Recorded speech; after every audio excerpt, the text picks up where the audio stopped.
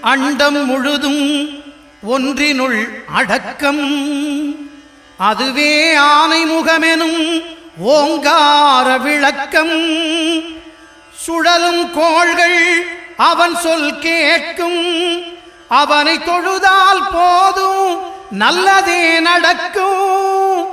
ஆனை முகனை தொழுதால் நவக்கிரகங்களும் மகிழும். நல்லதே நடக்கும், நல்லதே நடக்கும்.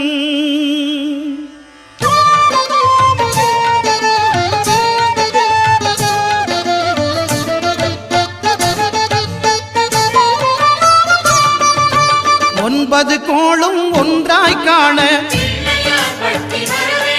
அங்கு கற்பகம் என்னும் கடவுளின் மெய்யில் ஒன்பது கோளும் ஒன்றாய் காண